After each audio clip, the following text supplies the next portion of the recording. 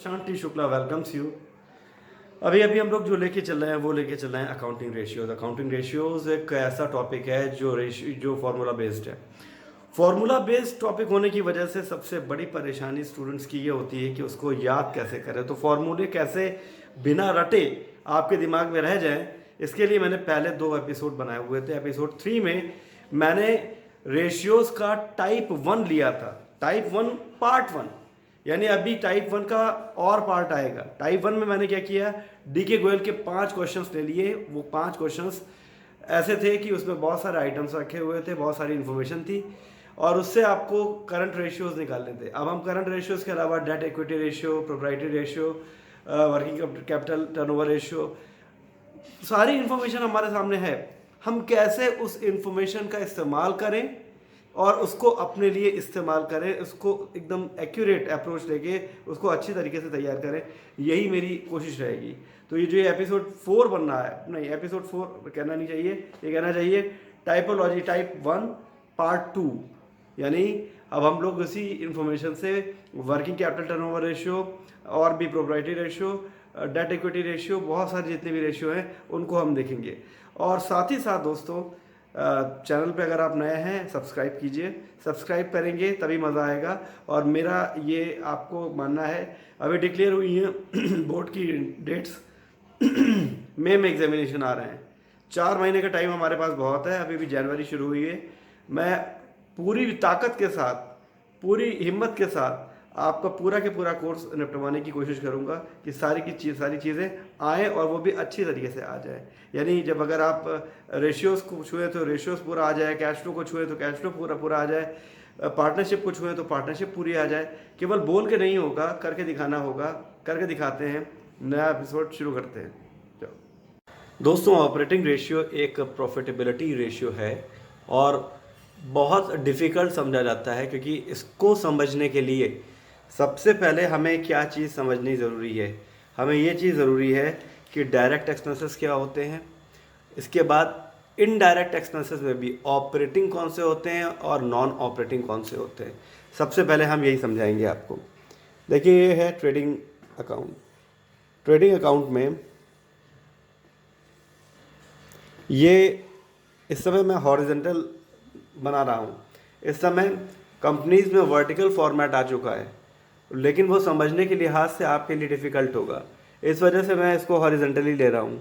माना ये trading account है, तो यहाँ पे सेल्स होता है और उसमें से रिटर्न होता है। माना ये सेल्स और रिटर्न ये हो के 10 रुपये आया, हमें बहुत छोटे पैमाने पे समझना है। इसके बाद ओपनिंग स्टॉक आता है, परचेजेस आता है, उसमें से भी आप घटा दीजिए कुछ। इसके बाद डायरेक्ट एक्सपेंसेस आते हैं, जैसे कि कैरिज इनवॉल्व, फ्रेट, और तब जाके एक बैलेंसिंग फिगर आती है क्रेडिट से। यहाँ पे एक आइटम रुक गया है, वो है क्लोजिंग स्टॉक। यहाँ पे अब देखिए, अगर आपको निकालना है कि किस तरीके से ग्रॉस प्रॉफिट आएगा, तो ग्रॉस प्रॉफिट निकालने के लिए एक विधि, ओपनिंग जोड़ो, परचेजेस जोड़ो, कैरिज इनवॉल्व जोड़ो, फ्रेट टिकाओ वो भी जोड़ दो, और उनमें से क्लोजिंग स्टॉक घटा दो, क्योंकि वो दूसरी तरफ है, उसको घटा दो। एक तरीका ये होता है। और दूसरा तरीका ये होता है दोस्तों कि आपको ग्रॉस प्रॉफिट पता ही है, जैसे बाय द वे समझ लीजिए कि ग्रॉस प्रॉफिट पता है, तो ये 10 है, ये 8 है।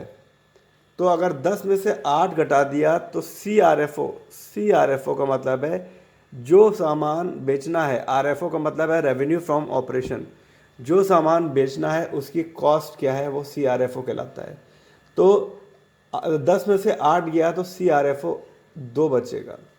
तो आपको ये पता होना चाहिए कि ये 2 रुपये निकल के आया है, ये डायरेक्ट एक्सपेंसेस हैं। ये देखिए, opening stock, purchases, carrier involve, या कोई भी और भी direct expenses minus closing stock, इस तरीके से जो निकल के आता है तो वो आपका डायरेक्ट एक्सपेंसेस होते हैं, और सेल्स से जब ग्रॉस प्रॉफिट घटाया जाता है तो ये डायरेक्ट एक्सपेंसेस निकल आते हैं 2 रुपये। और या फिर ओपनिंग स्टॉक परचेजेस कैरी इनवॉर्ड, इनको जोड़ दो, उनमें से क्लोजिंग स्टॉक घटा दो, तो आपका डायरेक्ट एक्सपेंसेस के थ्रू ग्रॉस प्रॉफिट निकल आता है। यहाँ पे भी 10 रुपये, यहाँ पे भी 10 रुपये। अब मैं आपको बताना चाहता हूँ कि नीचे ये पी एंडल बनता है, लेकिन पी एंडल में पिछले साल आप लोगों ने जो पढ़ा है वो ये पढ़ा है कि प्रॉफिट एंड लॉस अकाउंट का केवल इनडायरेक्ट एक्सपेंसेस होते हैं। लेकिन इनडायरेक्ट एक्सपेंसेस दो तरीके के होते हैं। Indirect expenses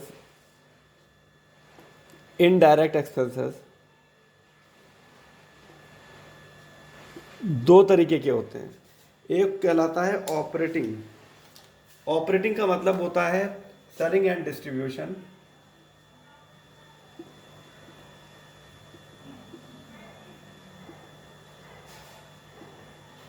office and administrative,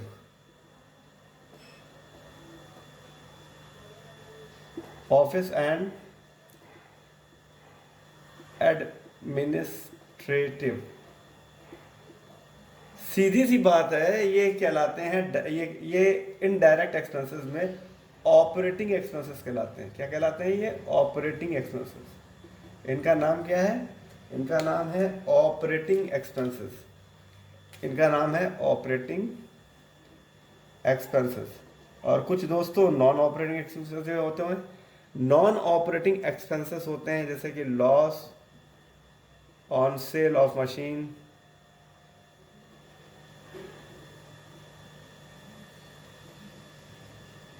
इसके अलावा आपका डेप्रिसिएशन भी ले लिया जाता है,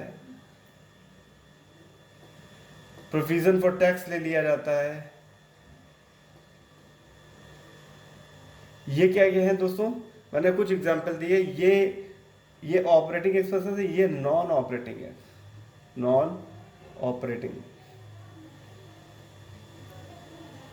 दोस्तों यहां ये समझने की जरूरत है आपको कि जब हम ग्रॉस प्रॉफिट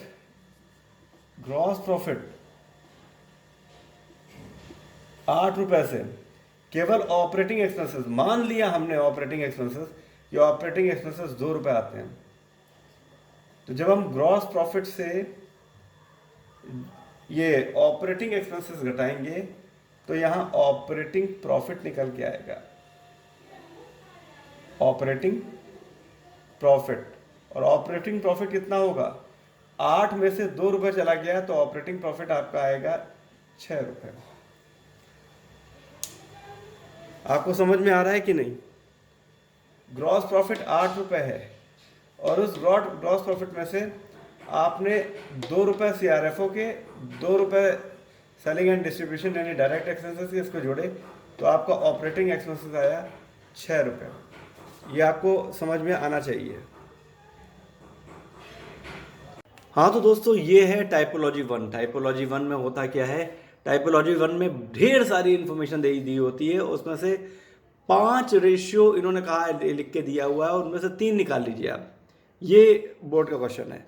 जीपी रेशियो यानी ग्रॉस प्रॉफिट रेशियो, ये प्रॉफिटेबिलिटी रेशियो है, और प्रॉफिटेबिलिटी रेशियो जितने भी होते हैं उनमें सेल नीचे होती है, हमेशा याद रखिएगा। तो gross profit ratio upon net sale या net RFO. Working capital turnover ratio उल्टे होते हैं एकदम प्रॉफिटेबिलिटी से।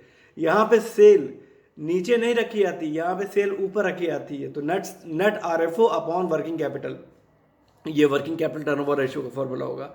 इसके बाद debt equity ratio, debt upon equity. इसके अलावा क्विक रेशियो का मतलब क्या होता है? करंट असेट में से अगर इन्वेंट्री हम निकाल देते हैं और साथ में प्रीपेड निकाल देते हैं तो क्विक असेट बचेगा। Quick asset upon current liability quick ratio का फॉर्मूला होता है। फिर आता है प्रोप्राइटरी रेशियो, यानी मालिकों का पैसा किस तरीके से होगा।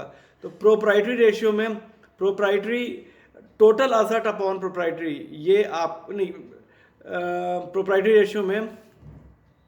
हाँ तो दोस्तों ये है टाइपोलॉजी 1। टाइपोलॉजी 1 में होता क्या है? टाइपोलॉजी 1 में ढेर सारी इंफॉर्मेशन दे दी होती है, उसमें से 5 रेशियो इन्होंने कहा है, लिख के दिया हुआ है, उनमें से 3 निकाल लीजिए आप। ये बोर्ड का क्वेश्चन है। जीपी रेशियो यानी ग्रॉस प्रॉफिट रेशियो, ये प्रॉफिटेबिलिटी रेशियो है, और प्रॉफिटेबिलिटी रेशियो जितने भी होते हैं उनमें सेल नीचे होती है, हमेशा याद रखिएगा।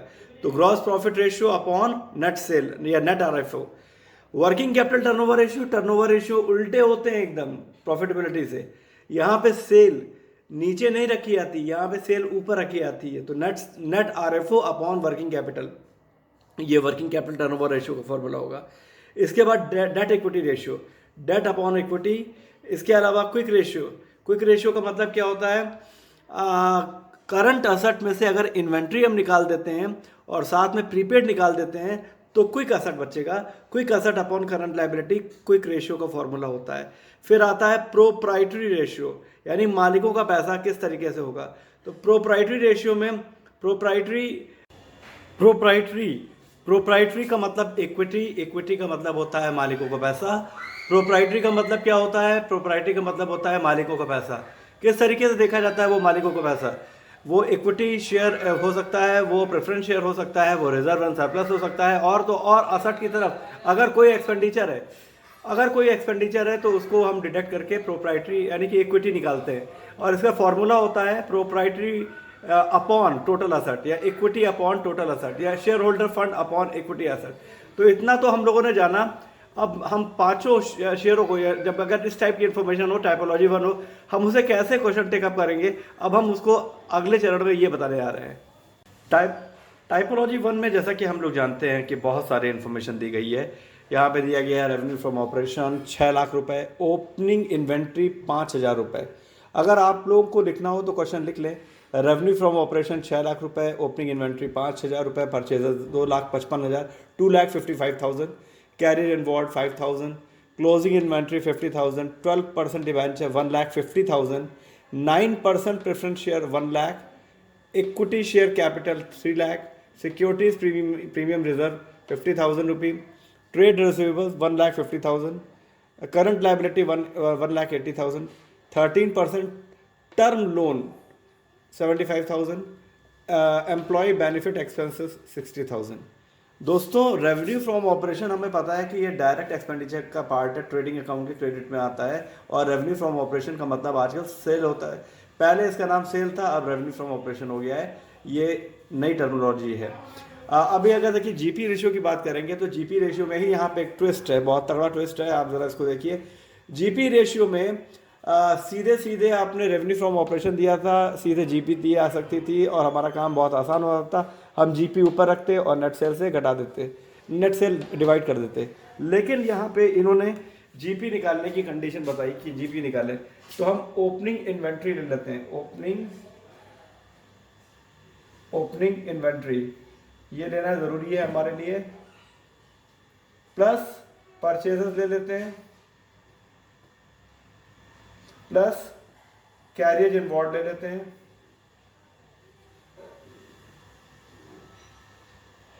ये सब के सब डायरेक्ट एक्सपेंसेस हैं जो कि ट्रेडिंग में आते हैं।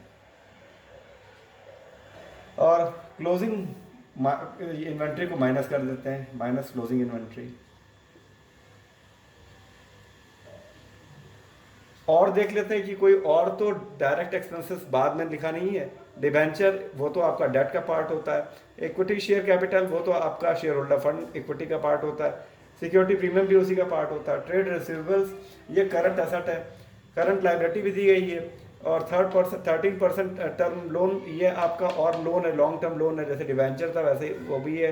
एम्प्लॉय बेनिफिट एक्सपेंसेस ये नॉन ऑपरेटिंग, ये इसे कहेंगे डायरेक्ट नहीं है, ये ऑपरेटिंग एक्सपेंसेस है।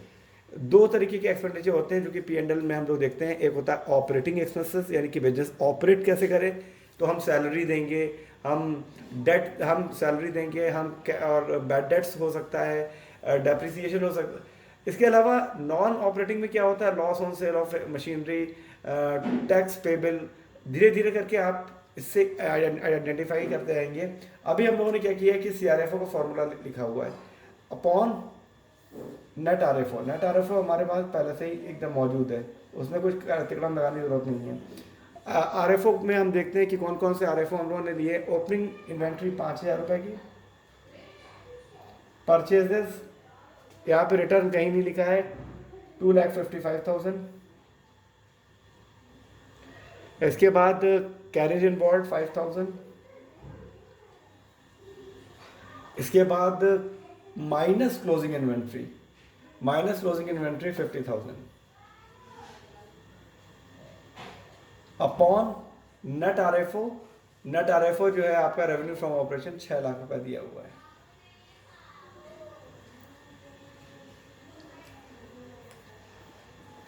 ये इस तरीके से करना है। इसके बाद कैलकुलेट करने के लिए आपके पास आईएससी बोर्ड वाले कैलकुलेटर आपके पास आइए। सीबीएसई वाले बहुत तेज हो चुके होते हैं, वो बिना कैलकुलेटर के ही काम करने लग जाते हैं, ये मुझे बहुत अच्छे से पता है।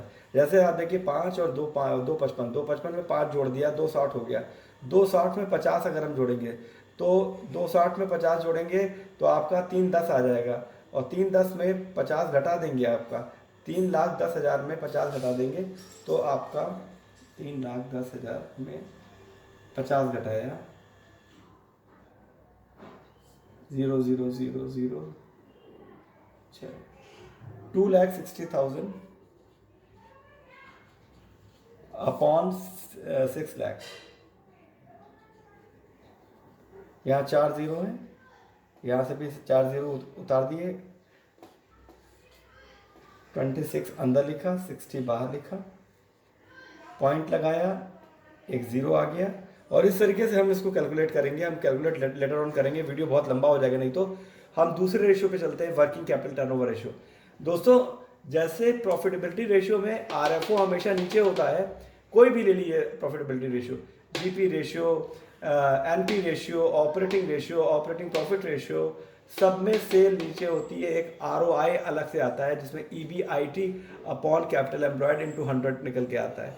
इसी देखिए working capital turnover ratio activity ratio होते हैं, इनमें हमेशा सेल या फिर क्रेडिट सेल, क्रेडिट परचेज, ये सब ऊपर ही आता है। ये आपको ध्यान रखने वाली बात है। अब यहाँ पे वर्किंग कैपिटल की बात कही जा रही है। वर्किंग कैपिटल, पहले तो नेट आरएफओ की बात कर लेते हैं। नेट आरएफओ कितना है? नेट आरएफओ अभी भी हम लोन लिया था कि नेट आरएफओ कितना है, वो 6 लाख रुपए है। तो 6 लाख आपने ऊपर लिखा upon working capital. Working capital कितनी है? Current asset minus current liability. तो अब हमें देखना पड़ेगा कि करंट एसेट है कहाँ पे। रेवेन्यू फ्रॉम ऑपरेशन, ये तो सेल है, और ओपनिंग इन्वेंट्री, परचेजेस, कैरेज इन बोर्ड, ये सब ट्रेडिंग के आइटम है, कोई भी बैलेंस शीट का आइटम नहीं है। क्लोजिंग इन्वेंट्री, 12% डिबेंचर, ये preference share, equity share capital, ये बैलेंस शीट में है लेकिन ये इक्विटी का आइटम है। सिक्योरिटी प्रीमियम भी इक्विटी का आइटम है। ट्रेड रिसीवेबल इकलौता है जो कि आपका करंट एसेट है। इसके अलावा आपका कोई भी करंट एसेट दिखाई नहीं पड़ रहा है, क्योंकि करंट लाइबिलिटी है, करंट एसेट है, ये ट्रेड रिसीवेबल के रूप में है 6 लाख। वर्किंग कैपिटल का फॉर्मूला होता है करंट एसेट 1,50,000 माइनस 1,80,000। अब देखिए ये माइनस में आएगा 6 लाख, ये देखिए ये माइनस में आएगा, ये माइनस 30,000 होगा, और जो भी आपका फॉर्मूला के हिसाब से आएगा वो सब माइनस में आएगा। जैसे आपका ये 4 जीरो उड़ा दिए, ये 1 2 3 4 4 जीरो उड़ा दिए, 3 से आपने पढ़ा 3 2 जा 6 माइनस 20%। ये वर्किंग कैपिटल टर्नओवर रेशियो आ रहा है आपका। आप इधर देखिए, ये क्विक रेशियो है। क्विक रेशियो में क्विक एसेट लेते हैं। क्विक एसेट का मतलब क्या होता है कि क्विक एसेट का मतलब होता है करंट एसेट में से आप इन्वेंट्री घटा दें और आप इन्वेंट्री के साथ साथ प्रीपेड घटा दें, यानी current asset minus inventory minus prepaid. अब देखते हैं यहाँ पे करंट एसेट कितना। करंट एसेट हमें केवल 1,50,000 मिला है और करंट एसेट है नहीं।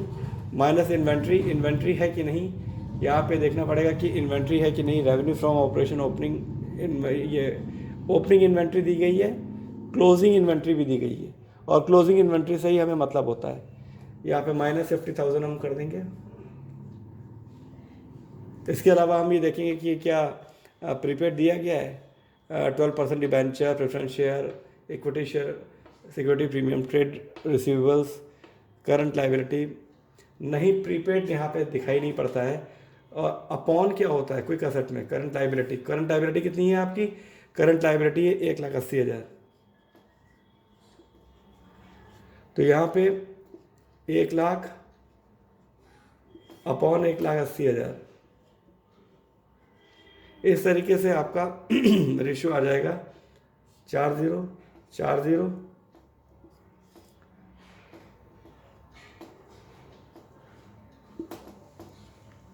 अब इस तरीके से आपका फाइंड आउट कर लीजिएगा कि किस तरीके से क्या आ रहा है। नेक्स्ट है प्रोप्राइटरी रेशियो। प्रोप्राइटरी रेशियो में इसका मतलब है मालिकों का सारा पैसा लगा होगा। मालिकों का सारा पैसे का मतलब क्या होता है, इक्विटी शेयर कैपिटल लगी होगी, प्रेफरेंस शेयर कैपिटल लगी होगी, इसके अलावा कोई अगर आपका रिजर्व वगैरह है तो वो लगा होगा। असेट साइड में अगर कहीं गुडविल है तो राइट ऑफ होगी, वो एडवर्टीजमेंट सस्पेंस असेट साइड में वो भी माइनस होगा। इतना सब करने के बाद प्रोप्राइटरी फंड आता है। इसका दूसरा नाम इक्विटी भी है, इसका तीसरा नाम शेयर होल्डर फंड भी है। यहाँ पे हमें अब देखना है कि इक्विटी के कौन कौन से पार्ट हैं। रेवेन्यू फ्रॉम ऑपरेशन नहीं है इक्विटी के part, opening inventory, purchases, carriage and bond, closing inventory, 12% debenture, 9% preference share, equity share capital, security premium. ये देखिए ये इक्विटी, यहाँ पे मैं आपको दिखाता हूँ कि कहाँ से हम इक्विटी पकड़ रहे हैं। इक्विटी पकड़ने के लिए मैं आपको ये देखिएगा, ये प्रेफरेंस शेयर कैपिटल आ गया, ये इक्विटी शेयर कैपिटल आ गया, ये सिक्योरिटी प्रीमियम रिजर्व आ गया। ठीक है भाई।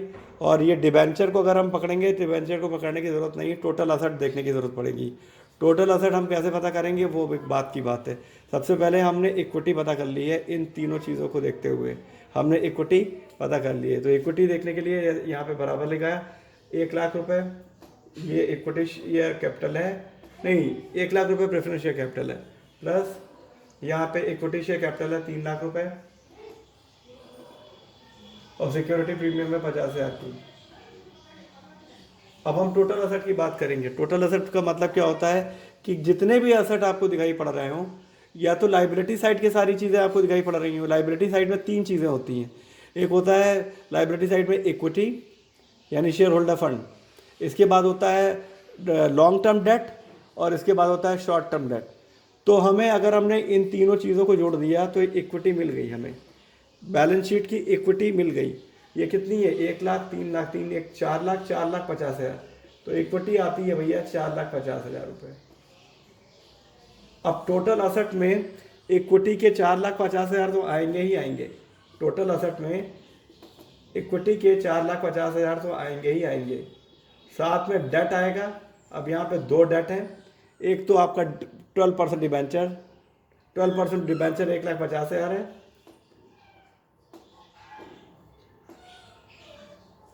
और इसके अलावा ये 12% डिबेंचर ये जो दिखा है 1,50,000, इसके अलावा 13% टर्म लोन 75,000 रुपये का, 75,000 ये भी आ रहा है। 1,50,000 और 75,000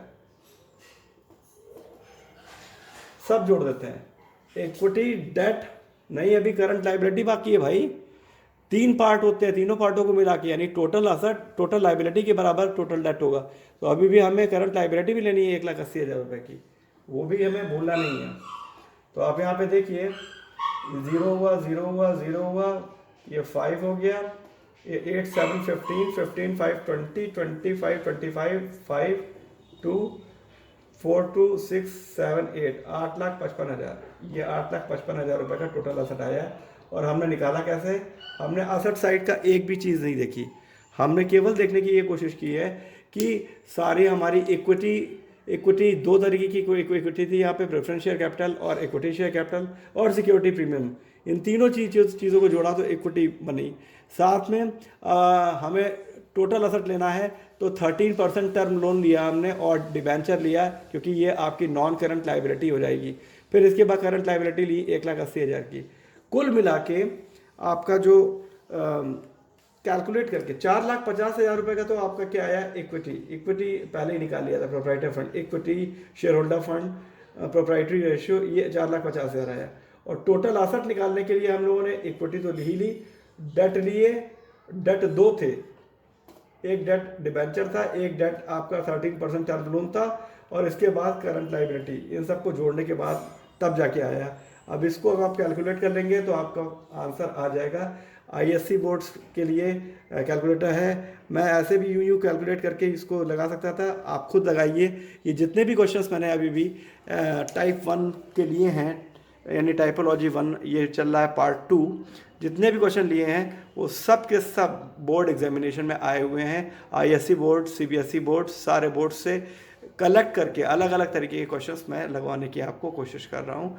मेरे ख्याल से आपको समझ में आया होगा। अगर नहीं समझ में आ रहा है तो आप मुझे कमेंट कीजिए और मुझे बताइए कि मेरे में क्या कमी है, उसको मैं दूर करने की कोशिश करता हूँ। और साथ ही साथ आप शेयर कीजिए मेरे वीडियोस को। शेयर करने के लिए दोस्तों आप प्रशांत टी शुक्ला, केवल जैसे ही टाइप करेंगे प्रशांत टी शुक्ला, टी कैपिटल रखिएगा, प्रशांत, पहले प्रशांत PRASHANT, फिर टी शुक्ला, जैसे ही आप टाइप करेंगे मेरे वीडियोस पे आ जाएंगे, उसको क्लिक करेंगे तो मेरा पेज खुल जाएगा। उस पर अगर किसी भी वीडियो को आप देख रहे हैं तो देखने पे अगर आपको उस पर अगर आप क्लिक करते हैं एक बार बीच वाले शेयर को, तो आपको आपके पास एक खुल के एक फ़ाइल आ जाएगी, शेयर कॉपी, नहीं तो कॉपी जो होगी, कॉपी अगर आपने जैसे ही टिप किया वो आपकी कॉपी आ जाएगी। उसको आप ज़्यादा से ज़्यादा फॉरवर्ड कीजिए, ये मेरी आपसे गुजारिश है, ये मेरी आपसे रिक्वेस्ट है। ज़्यादा से ज़्यादा लोगों को वो जो कॉपी है वो आप वो कैसे कर सकते हैं, व्हाट्सएप पे जाएंगे, व्हाट्सएप पे जाके स्टेटस पे आप प्रेस करेंगे, नीचे पेंसिल बन के आएगी, पेंसिल को क्लिक करेंगे, वहाँ पे आएगा शेयर, नहीं पेस्ट करने का वो आएगा, पेस्ट आप करेंगे उसको और वो उसमें नीचे लिख के आएगा शेयर टू फेसबुक। आप शेयर वहाँ पे भी कर सकते हैं, दोनों जगह शेयर कीजिए। मैं पूरी तरीके से अपनी पूरी ईमानदारी के साथ आपका अकाउंटेंसी और आपका, देखिए जनवरी शुरू हो चुकी है, अकाउंटेंसी और कॉमर्स और जितना भी ले सकता हूँ मैं आपका जो सिलेबस वो पूरा कराने की कोशिश करूँगा, लेकिन मुझे आपके सहयोग की ज़रूरत है। और सहयोग कीजिए, शेयर कीजिए, कमेंट कीजिए, लाइक कीजिए, ताकि कुछ इंथुजियास्टिक कुछ जिसे कहते हैं ना पॉजिटिव वाइब्स, वो मेरे पास आएँ और मैं ज़्यादा से ज़्यादा डिटर्मिन होकर ज़्यादा टाइम निकाल के आपके लिए ज़्यादा वीडियो बना पाऊँ। चाओ।